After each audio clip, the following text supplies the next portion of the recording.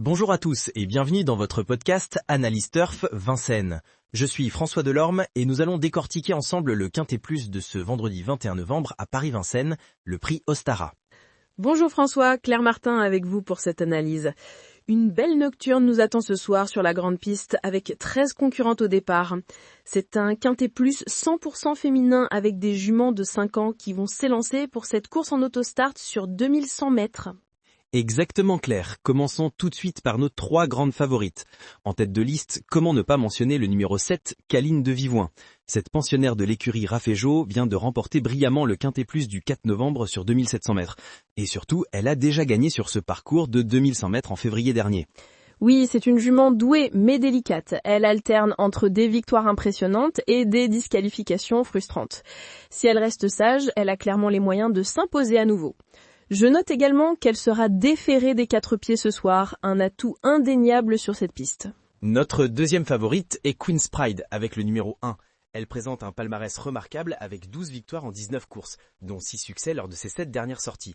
Théo Duval d'Estaing la présente pieds nus ce soir, une configuration où elle excelle. Absolument François, son numéro 1 derrière l'autostart est un avantage considérable.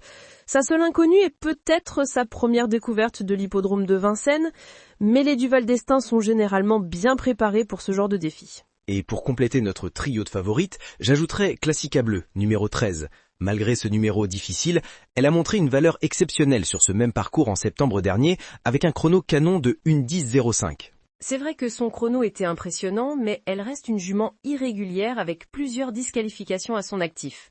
Alexandre Abrivard-Osselki devra composer avec ce numéro 13 en dehors, mais si elle reste sage, elle peut créer la surprise.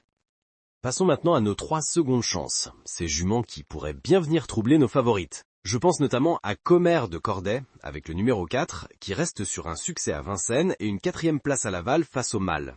Effectivement. Elle est très fiable avec 8 victoires et 2 places en 21 courses. Mathieu Mottier est invaincu avec elle, ce qui est un bon signe. Sa seule incertitude est qu'elle découvre l'autostart aujourd'hui, mais elle a le talent pour s'adapter. Ma seconde chance suivante est Kika Josselin, numéro 5. Elle effectue sa 2e course après une opération du boulet et 9 mois d'absence. Sa rentrée n'a pas été concluante au Sable d'Olonne, mais Jean-Philippe Monclin semble confiant pour cette sortie. Oui, elle sera présentée en mode sport ce soir et ses performances passées montrent un réel potentiel quand elle est déférée. Benjamin Rochard-Osselki pourrait bien nous créer une belle surprise avec cette fille de Bold Eagle. Pour compléter ses secondes chances, je citerai Craquante, numéro 12, avec Johan Le Bourgeois aux commandes. Ultra fiable, elle n'a jamais connu la disqualification dans sa carrière et a déjà remporté un Quintet Plus sur ce parcours en février. Tout à fait. Il ne faut pas la condamner sur sa dernière sortie décevante. Elle retrouve une distance plus courte qui lui convient parfaitement. Et avec Le Bourgeois, elle mérite d'être incluse dans les combinaisons. Place maintenant aux outsiders, ces juments à belle cote qui pourraient créer la surprise. Je pense d'abord à Knitulia, numéro 6, qui a montré une superbe fin de course lors de sa dernière sortie à Saint-Malo. Léo Abrivard va devoir composer avec un numéro en dehors, mais cette jument a montré qu'elle savait finir fort. Elle a d'ailleurs gagné sur ce parcours au mois de mai. Si elle bénéficie d'un bon déroulement, elle peut venir pimenter les rapports. Mon deuxième outsider est Coralia de Crouet, numéro 9. Elle a brillé sur ce parcours il y a exactement 1 an en remportant le prix d'Aïk avec un chrono impressionnant. Son entraîneur Franck Harel semble d'ailleurs assez confiant pour cette sortie. Je suis d'accord avec toi. Malgré son numéro 9 compliqué, elle a déjà prouvé qu'elle pouvait trottiner sous la barre des 1:11 sur ce parcours.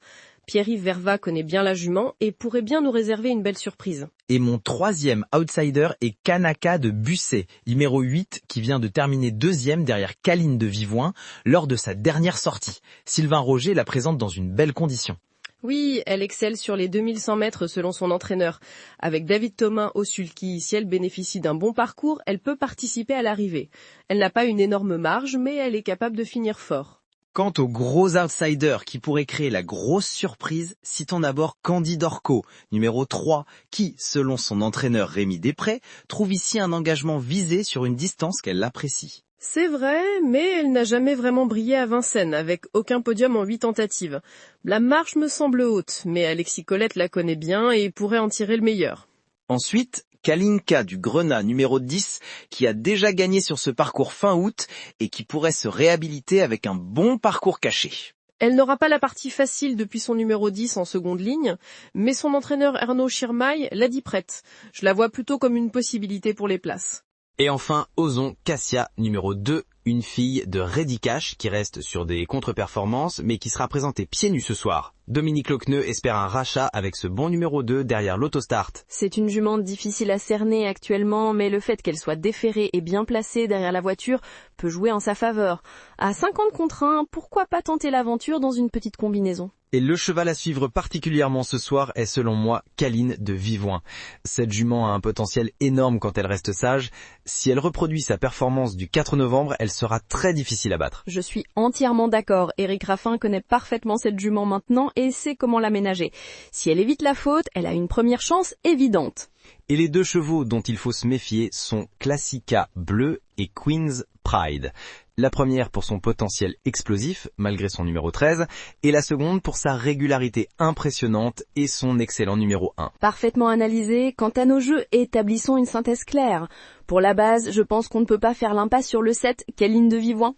Pour le tiercé, je proposerai 7-1-13. Pour le quartet, j'ajouterai le 4, donc 7-1-13-4. Et pour le quintet, complétons avec le 5, ce qui donne 7-1-13-4-5. Pour le multi en 7, ajoutons les numéros 6 et 12, ce qui nous donne la sélection 7-1-13-4-5-6-12. Maintenant, proposons 3 combinaisons de jeux en quintet, selon 3 niveaux de difficulté. Pour un jeu facile et économique, 7-1, avec 4-5-13 en deuxième position. Pour un jeu de niveau moyen, 7-1-13-4-5 en jeu flash 5. Et pour les joueurs qui veulent tenter le gros coup, 7-1 avec 4, 5, 6, 8, 9, 12, 13 en champ réduit. Voilà une analyse complète de ce prix Ostara qui s'annonce passionnant. N'oubliez pas que le départ est à 20h15 sur l'hippodrome de Paris-Vincennes. Merci Claire pour cette analyse précise, et à tous nos auditeurs d'avoir suivi cet épisode d'analyse Turf Vincennes. N'hésitez pas à vous abonner pour plus d'analyses et de pronostics hippiques. À très bientôt pour de nouvelles aventures turfistes.